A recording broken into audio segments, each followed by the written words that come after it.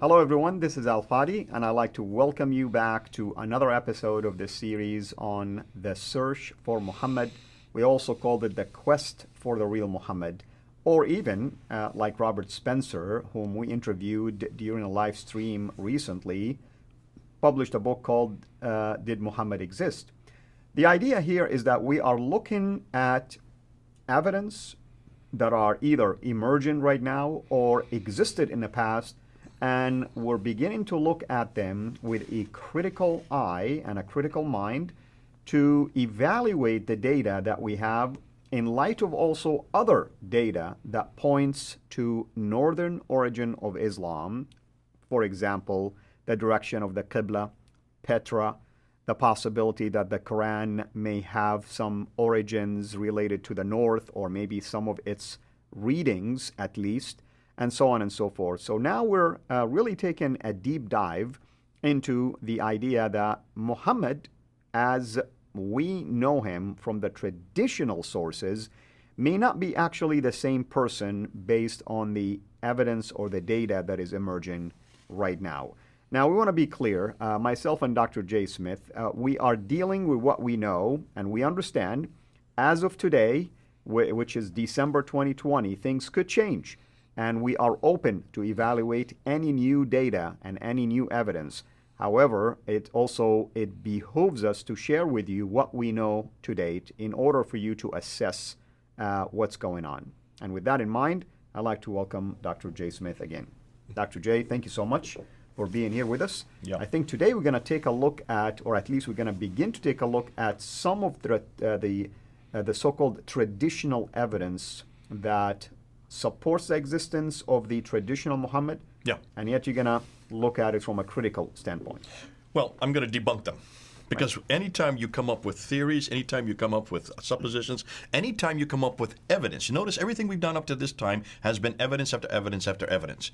We've looked at the Quranic Arabic and realized it's the wrong Arabic. The Quranic Arabic is way up north. We've looked at the coins, and we've noticed that all the coins are from up north. And we noticed there's nothing from Mecca, Medina. There is no person named Muhammad that far south.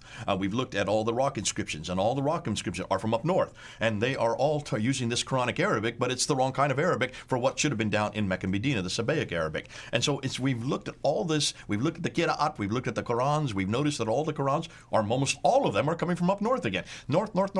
What's happening down south? What's happening in the Hijaz? What's happening in that part where Muhammad's supposed to live, where he grew up, where he received the Quran, where all these events happened that started the emergence of Islam? Where is Abu Bakr, Umar, Uthman, and Ali, who are all down in the south, who are all there in Medina? Nothing's happening down there. There's no reference to them at all. So now the rebuttal is that the Muslims are coming back with, we've got you, Mr. Smith, and this is what they're saying they said this to Robert Spencer when he came out with this book, and there was reference after reference. Whoa, what about the Ashtiname letter?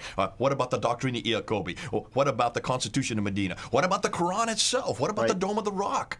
These all have references to Muhammad. These are all from the 7th century. We've got you this time. And so what I'm going to do now is look at every one of those rebuttals, because we've got to look at both sides.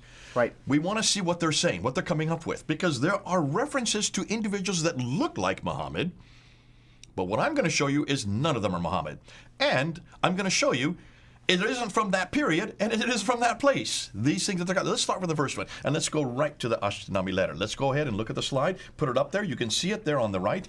Have you seen this letter before? Are you familiar with this? Well, I mean, I came across, of course, the Ashtiname letter, known also as a Testament of Muhammad, or Testamentum of Muhammad, and the idea is that it's a letter written by, I think, Ali, it says, and Muhammad is a commissioner of that, and it provides protection to the followers of Christianity. That's the whole idea. Okay, these monks who live in St. Catherine's Monastery, which is in Egypt, in Sinai desert, that's still there today. This is where the Sinaiticus was found. The Sinaiticus, the famous... St. Catherine, exactly. That's right, the same famous manuscript that's from the 4th century of the New Testament, the entire New Testament. Tischendorf found it in the same monastery. They have this letter. And we have the Arabic Bible also in there. The Arabic Bible, the Sinaiticus 151, which is reference. It's from 868. That's right. The 868, that's the 9th century, and it refers to Jesus in 868 in Arabic as Yeshua. That's right. Not Isa. Not Isa, exactly. That is hugely important because that shows that the Christians have always known Jesus as Yeshua in Arabic, not Isa. Where does Isa come from? That's a whole nother discussion. Nonetheless,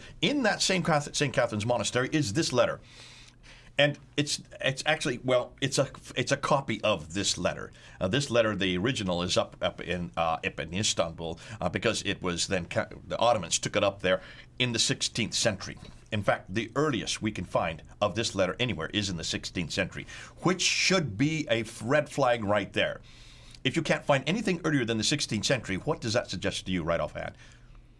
Well, I mean, if you cannot find anything before that, that means this could be a redaction, fabrication, just similar. How about an original from 16th century? Or an original from that. I mean, it's almost like the Gospel of Barnabas, the idea that it takes you all the way back to Muhammad when in fact it was a 1600. Or in this case, back to Barnabas. Right. If it was Barnabas who was there at the time of Jesus, we know that that's a fraud. Again, it's from Spain, way down south, not from up in the Ottoman Empire, but it's from Spain, and it's also from about the same time as this letter is from. That should show you right away that we're talking about something that's very, very, very late.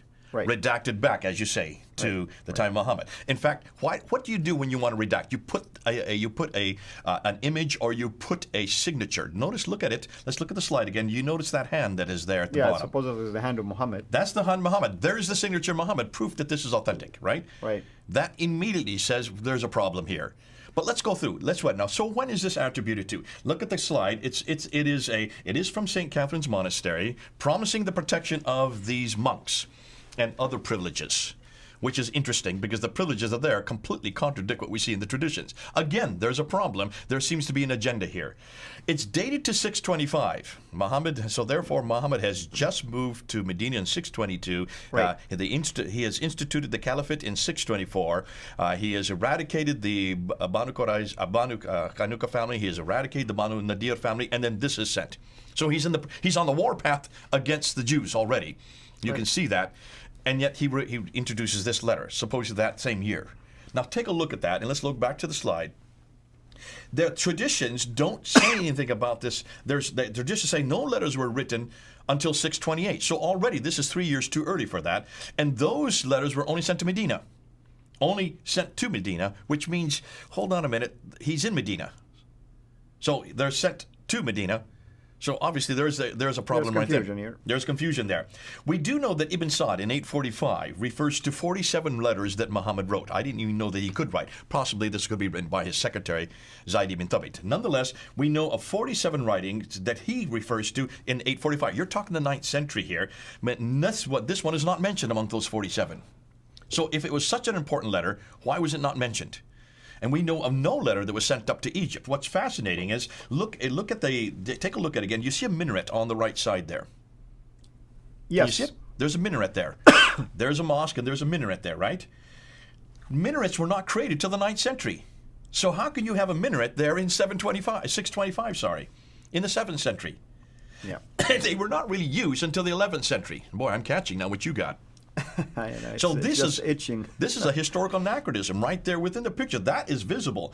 Interestingly, it says it uses the reference to Sultan, but that was not used until Mahmud Ghazana used that between 998 and 1030. That is the 10th and the 11th century. That's 350 years. It's a title, basically. It's a title, yeah. And that was not used for another 350 years. So there's another historical anachronism. It also mentions a mosque. In fact, it shows one right there. Yet in Egypt, there were no mosques until 641. And then it talks about the jizya rate, that it was decided by Christians. Christians deciding their own jizya tax? I've never heard of that, of course. Is that anywhere in the traditions? No one wants to pay jizya anyway. And would you be the one who are imposed upon it? Would you be the one that decides on what you pay?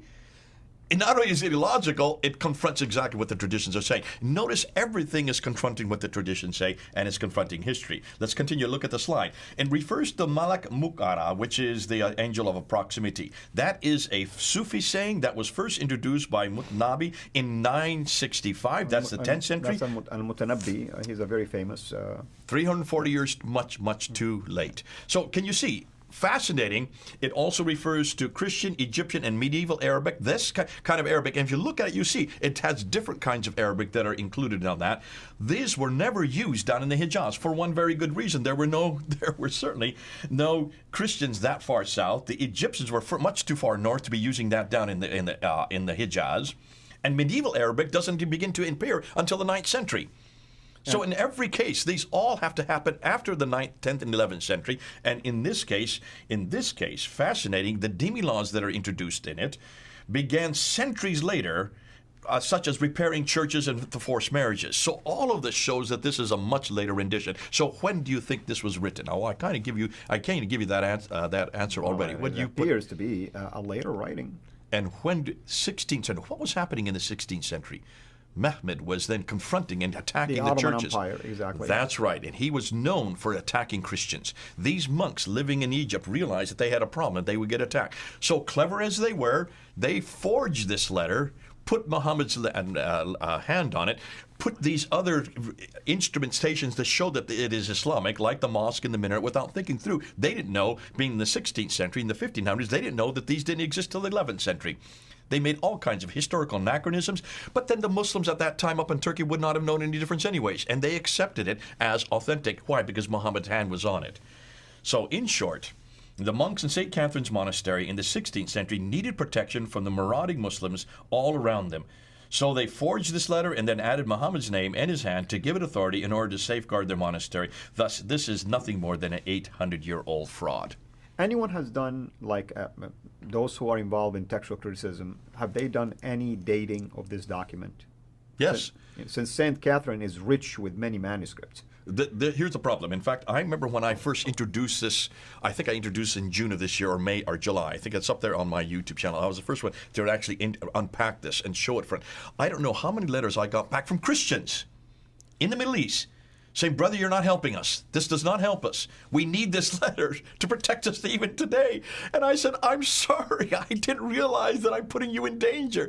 I had one lady, she was just yelling at me. She says, do you realize what you're doing? You're destroying one of the few things that safeguards us.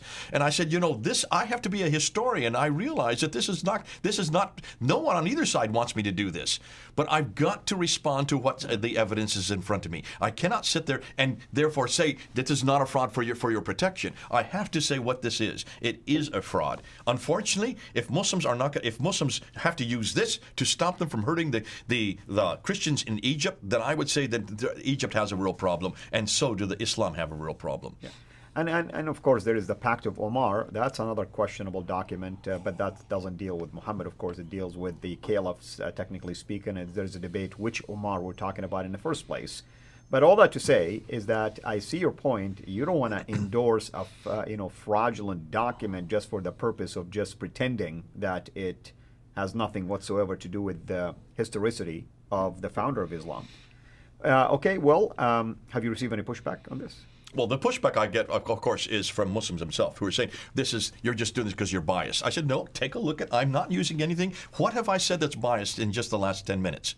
Where have I gone? I'm using historical evidence. Haven't we said this from the very beginning? We're not interested in what is from the 9th, 10th, 11th. Now we're saying we're not even interested in that what's from the 16th century.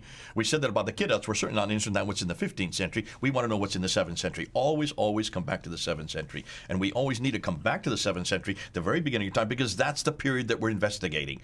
And this is not from the 7th century. This is not from 625. It's from the 1500s. Any person from the field of academia also pushed back on this? No, no one's pushed back on academia. You can say, how can they? Because what we're doing is academic. We're doing academic research on this. You have to look for historical anachronisms. You have to look for textual criticism, looking and seeing what kind of Arabic is used there. And you can see that the fact that it uses Christian, Egyptian, and medieval Arabic, medieval meaning 9th, 10th, 11th century Arabic, it's much, much too late, and it's much, much too far north. What are we going to be looking at next time? Well, next we're going to go into the Doctrina Iacobi, or we're going to do that with Constitution of Medina next, which again gets to the Pact of Omar. The two could be used simultaneously. We're going to look at the Constitution of Medina because Muslims love this one. And they say because this is probably one of the best constitutions that should be used all over the world. Oh, yeah. I mean, I grew up studying that myself. Okay. That's the next. Very good. Thank you so much, everyone. Thank you for joining us. Hope you've enjoyed this episode and you've been enjoying everything that we have been presenting to you. Until next time, have a blessed day.